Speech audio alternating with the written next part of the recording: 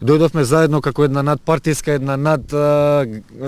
исклучиво една како граѓанска иницијатива во име на движењето за чист воздух, да го дадеме својот глас, да побараме промени, да побараме промени во најитен можен рок, што се однесува третманот на отпадот, менаџирањето на отпадот, правилниците кои го регулираат сета оваа проблематика и да дојдеме до еден притисок да се случи веднаш раскинување со договорот со италијанскиот партнер, затоа што е евидентно дека сите овие години немаат вложено ни еден денар, ни едно евро во оваа депонија да ја направат адекватна за употреба и за ваква намена. Најголемиот проблем е што целото ѓубре и најопасното ѓубре во целата држава завршува во оваа депонија. Оваа депонија се уште нема добиено акредитација од Министерство за животна средина за депонирање на таков тип на отпад. Во име на активистите од Движење за чист воздух имаме неколку прашања на кои бараме одговор. Што се гори во печките на Дрисла? Што се складира? Каков отпад и каков третман на тој отпад?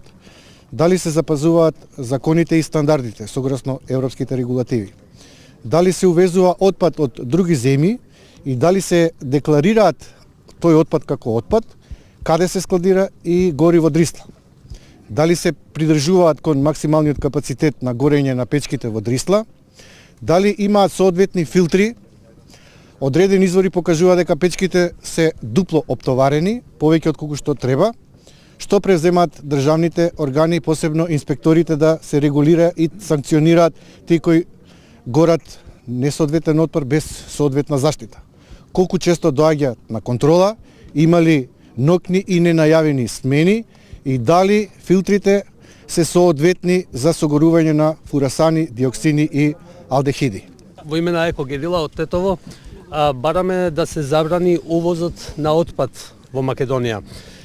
Го повикуваме од тука премиерот господин Зоран Заев и владата итно да го сменат законот за увоз на отпад. Забраната за увоз на отпад значително ќе придонесе во намалување на нивото на загадување, особено во Скопје. Сериозни сомневања за согорување на медицински отпад во Дрисла беа без соодветни стандарди и една од причините за загадувањето на воздухот.